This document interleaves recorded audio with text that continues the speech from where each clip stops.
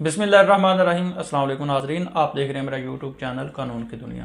नाजरीन, इस क्लिप में, इस व्लॉग में मैं बात करूंगा कि क्या खान साहब को वाकई सियासत नहीं आती और वो हर बात जोश में कह जाते हैं।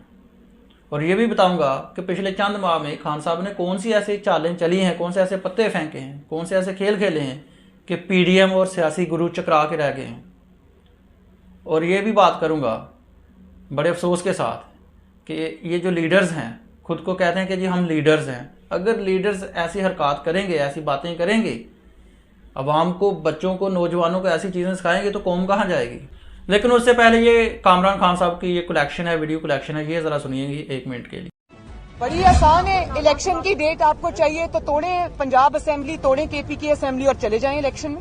मेरा लीडर मियां नवाज शरीफ तो आज भी इस बात पे है कि जी हमें इलेक्शन की तरफ जो है वो जाना चाहिए। ये 100 आदमी ने जिसने इस्तीफा दिया है वो इस्तीफे on the floor of the house आगे कहेंगे जी हमने इस्तीफे दिए, उसी वक्त एक्सेप्ट हो जाएंगे और ये दोनों असेंबली जब डिजॉल्व कर दें, there will be no by election, there will be general election. अगर आप वाकई इंतखाबात जल्दी कराने में संजीदा हैं तो आइए पंजाब और खैबर पख्तूनख्वा की असेंबलियां तोड़ने की एडवाइस गवर्नर को भेजें, हम उसे वेलकम करेंगे। पंजाब और केपी दोनों उनके पास हैं, आज रिजाइन दें, कल दूसरा दिन। पंजाब की असेंबलियां तहलील कर दी जाएं और केपी की असेंबलियां तहलील कर दी जाएं तो खुद ब खुद हम इलेक्शन की तरफ चले जाएंगे। आज पंजाब में उसकी अक्सरियत बन चुकी है, खैबर पख्तूनख्वा में उसकी अक्सरियत है। दोनों असेंबलियों से सुबह रिजाइन करे, फौरी इलेक्शन की तरफ हमें जाना चाहिए, हम जाने के लिए तैयार हैं।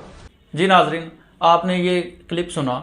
इस क्लिप में वाज़ेह तौर पर पीडीएम, स्पेशली नून लीग के लोग कहते रहे हैं कि जी आप असेंबलियां तोड़ दो, केपी के और पंजाब की हम इलेक्शन करवा देंगे। अब जब खान साहब ने केपी के की असेंबलियां और पंजाब की असेंबलियां तहलील करने की, तोड़ने की, डिसॉल्व करने की बात की है, ऐलान किया है, तो ये कोशिश कर रहे हैं नहीं तोड़ने, बल्कि कहते हैं हर हरबा इस्तेमाल करेंगे असेंबलियां बचाने की।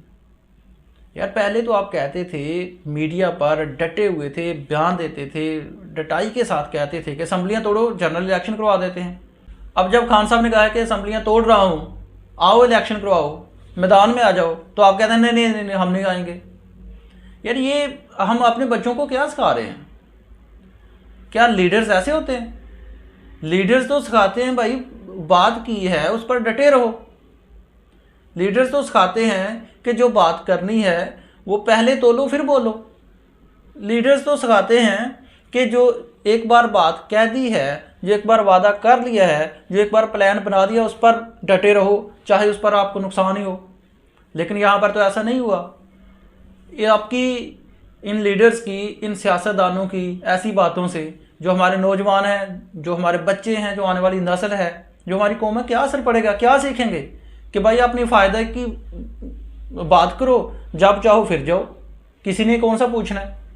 अवाम तुम्हारी वैसे बोली सी है, अवाम को तो बस अपनी रोटी से फ़र्क पड़ता है और किन चीज़ों से फ़र्क नहीं पड़ता। लेकिन बच्चे सीख रहे हैं, जो नई नस्ल है, नौजवान कौम है, जो नए स्टूडेंट्स हैं, वो सीख रहे हैं। हमने इन्हीं से सीखना है ना, हमारे बच्चों ने इन्हीं से सीखना है, ये लीडर्स हैं हमारे। तो क्या सीखेंगे कि जब अपने फ़ायदे की, मौके की मुनासिबत से अपना फ़ायदा देख लो, अपनी बातों से मुकर जाओ, कोई बात नहीं। चले अब हम बात करते हैं कि क्या खान साहब को सियासत नहीं आती। बात तो सारे कहते हैं खान साहब को तो सियासत नहीं आती। कल भी शाद खान अब्बासी साहब का ट्वीट था कि सियासत कोई बच्चों का खेल नहीं है, आप जाके क्रिकेट खेलें।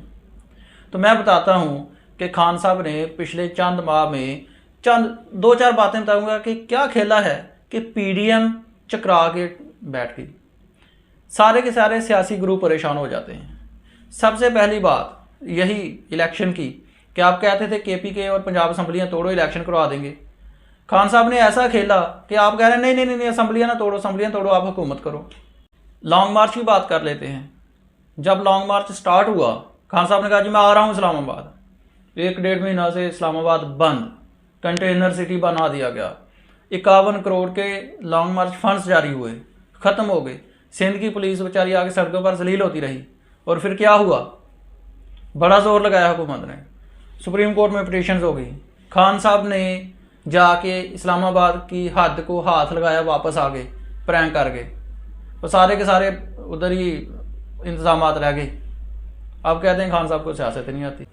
सबसे बड़ी बात देख लें, चौधरी परवेज़ लाई साहब काफली के वो बंदे हैं, उनको खान साहब ने अपनी सियासी चालों से अपनी सियासी बातों से अपनी जो सियासी उनकी बसीरत है ऐसा फंसाया कि चौधरी साहब चाहें भी तो कहीं नहीं जा सकते। वैसे तो वो चाह नहीं रहे कहीं जाना, लेकिन अगर वो चाहें भी तो कहाँ जाएं।